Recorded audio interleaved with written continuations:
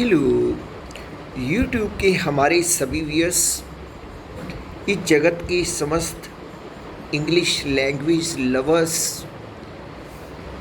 Honourable Google family, YouTube family, मेरे प्यारे विद्यार्थियों, मेरे प्यारे बच्चों, आप जी के लिए ये टीचर आज फिर से उपस्थित है स्पोकन इंग्लिश क्लास को लेकर। और व्यूअर्स, इस क्लास को आरंभ करने से पूर्व मैं दिनेश कुल्लर अपने YouTube channel true life songs पर आप जी का बहुत बहुत स्वागत करता हूं, अभिनंदन करता हूं और प्रभु से प्रार्थना करता हूं मेरे जितने भी व्यूअर्स मेरी क्लास को अटेंड कर रहे हैं वो जल्दी जल्दी तरक्की करें और अच्छी जॉब को प्राप्त करें।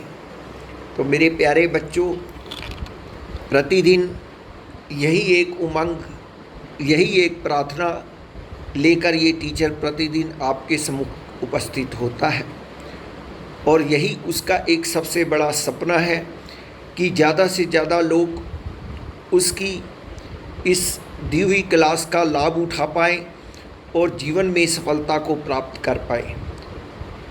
तभी सही अर्थों में मेरी ये क्लास बनाना, मेरी ये क्लास देना सार्थक होगा मेरे बच्चों। तो चलिए व्यूअर्स, आज की कक्षा को आरंभ करता हूँ।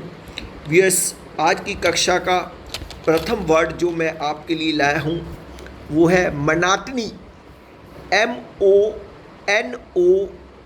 MONOTONY। व्यूअर्स, एक बार और दोहराता हूँ, मोनोटनी, MONOTONY। व्यूअर्स, ये बहुत ही अच्छा शब्द है और बहुत यूज में आता है व्यूअर्स। ये एक नाउन है व्यूअर्स और इसका मतलब होता है नीरसता, ऊब, एक रास्ता, कुछ भी कह लो व्यूअर्स। जैसे कि एक सेंटेंस में हम प्रयोग करते हैं व्यूअर्स इसका, he wanted to escape the monotony of her everyday life. He wanted to escape the monotony of her everyday life. यानी कि वो अपनी रोज़ाना की जो नीरस और एक जैसी ज़िंदगी है उससे थोड़ा उसने बचना चाहा और थोड़ी समय उसने उससे दूर रहना चाहा। तो व्यूअर्स, इस प्रकार से इस सेंटेंस का प्रयोग होता है, इस वर्ड का प्रयोग होता है, सॉरी। और इसके लिए सिनोनिम्स जो होंगे व्यूअर्स वो होंगे tasteless, TASTELESS, dullness, DULLNESS, sameness, SAMENESS, routine, ROUTINE। और व्यूअर्स, एक और वर्ड दे सकते हैं रेपिटिशन, REPETITION। तो व्यूअर्स, ये तो थे इसके सिनोनिम्स। और व्यूअर्स, इसके एंटोनिम्स में हम कह सकते हैं वैरायटी, VARITY, एक्साइटमेंट, EXCITEMENT। तो व्यूअर्स, ये शब्द इसके एंटोनिम्स में यूज़ किए जा सकते हैं। तो चलिए दूसरे शब्द को लेते हैं, वो है ingress. Ingress, ingress viewers, INGRESS, ingress या इनग्रेस लोग बोल देते हैं, इनग्रेस। ये व्यूअर्स, ये भी एक नाउन है जिसका मतलब होता है प्रवेश, दखल या कहीं पर घुसना, इसका मतलब लिया जाता है व्यूअर्स। तो व्यूअर्स, अगर हम इसको एक सेंटेंस में प्रयोग करके देखें तो यूँ होगा, The glass doors on the hotel's second floor provide ingress into the mall।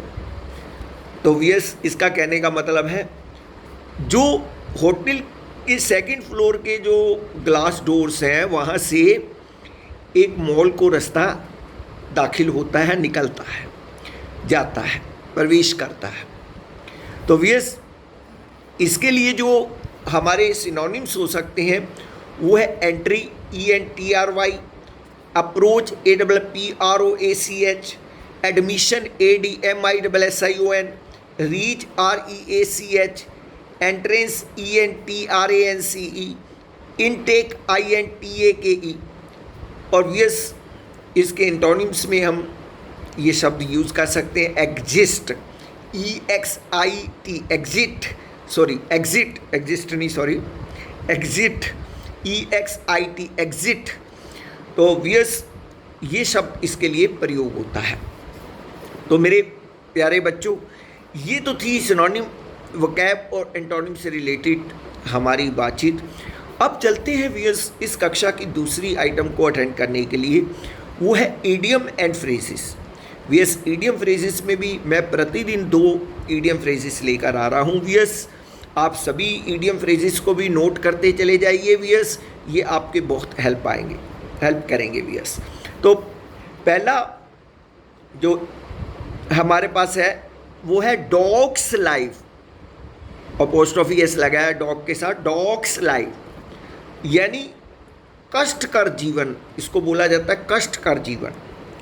जैसे हम एक सेंटेंस में इसका प्रयोग करके देखते हैं, it's a dogs life working in that company, यानी उस कंपनी में काम करना एक तरह से डॉग्स लाइफ है, बड़ा कष्टकर जीवन है।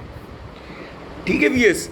और सेकंड जो हम इसके लिए लाए हैं वो है फर्स्ट एंड फॉरमोस्ट। सेकंड जो ईडियम फ्रेजेस में हमने लिया है फर्स्ट एंड फॉरमोस्ट, इसका मतलब होता है व्यूअर्स पहला और महत्वपूर्ण, पहला और महत्वपूर्ण। यानी जैसे हम कहते हैं first and foremost, I want to thank our hosts for these wonderful receptions. तो viewers first and foremost I want to thank our host for their wonderful reception.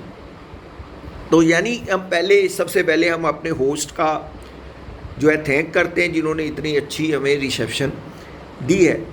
तो व्यूअर्स फर्स्ट एंड फॉरमोस्ट ये भी बहुत ज़्यादा use होता है viewers, तो आप इसको भी अच्छे से लर्न कीजिए।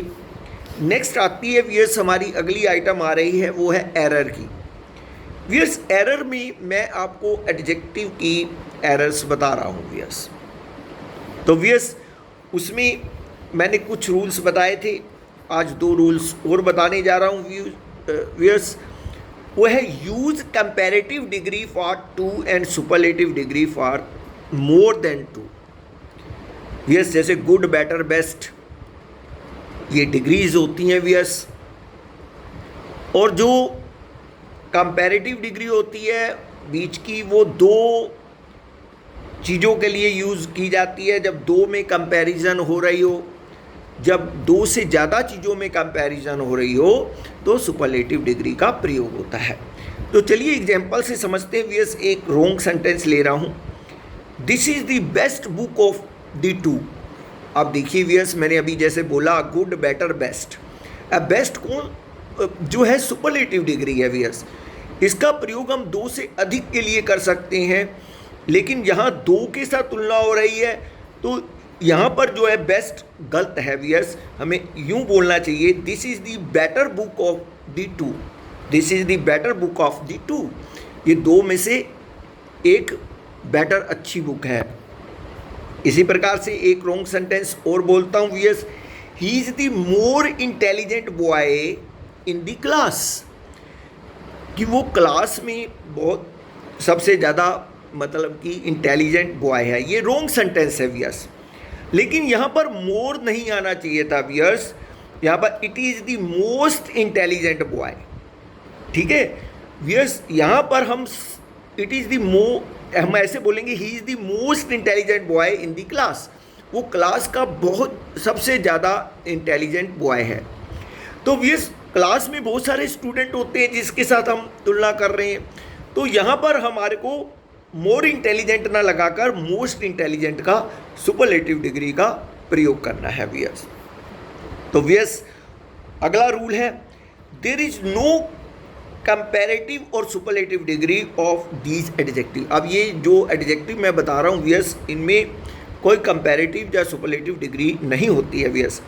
वो है unique, UNIQUE, eternal, ETERNAL, weekly, WEEKLY, monthly, MONTHLY, ideal, IDEAL, entire, ENTIRE, complete, COMPLETE। अब चलिए व्यस कुछ एग्जाम्पल लेकर समझ लेते हैं। एक रोंग सेंटेंस है व्यस हमारे पास, he is a most unique person. अब देखिए व्यस, अब यहाँ पर मोस्ट लगाने का कोई तुक नहीं था व्यस। अब यूनिक कौन होता है व्यस? जो सबसे अलग हो। तो हम क्यों मोस्ट लगा रहे हैं यहाँ पर? यहाँ पर कोई तुक नहीं है व्यस मोस्ट लगाने का। तो हमें सिंपल बोलना चाहिए ही इज़ यूनिक पर्सन, कि वो एक यूनिक पर्सन है, वो अलग से ही पर्सन है सबसे। नेक्स्ट एक रॉन्ग सेंटेंस और लेते हैं, this is a more complete picture of the situation. अब यहाँ पर भी गलत है व्यस, कंप्लीट तो कंप्लीट ही है व्यस, उसके साथ मोर लगाने का तो कोई तुक ही नहीं बैठता। This is a complete picture of the situation, ये राइट होगा व्यस। तो व्यस ये थी एरर की जो टिप्स जो मैंने आज की देनी थी आपको। आज चलते हैं अब डेली यूज सेंटेंसेस के ऊपर। अब डेली यूज सेंटेंसेस में भी मैं 5 सेंटेंसेस डेली लेकर आता हूँ और बहुत ही इजी सेंटेंसेस होते हैं व्यस। जनरली बहुत सारे लोग यूज़ भी कर रहे हैं उसको और जानते भी हैं व्यस, ठीक है। लेकिन जो यूज़ नहीं कर रहे हैं उनको मैं एडवाइस करूँगा व्यस कि वो सिचुएशन बनने पर इसका प्रयोग जरूर करें। जैसे वह रो पड़ी, वह रो पड़ी, she broke down, she broke down. तो व्यस इस प्रकार से हम व्यक्त करेंगे। सेकंड है वो माँ बनने वाली है, वो माँ बनने वाली है, she is expecting a baby, she is expecting a baby. Next वो थक कर चूर हो गया, he is completely drained, he is completely drained. Yes, यहाँ पर DRAINED ड्रेन्ड यूज़ किया गया, he is completely drained. Next है यस, वह बहुत रोब जमाने वाली है, वह बहुत रोब जमाने वाली है, she is bossy, BOSSY, bossy, she is बोसी।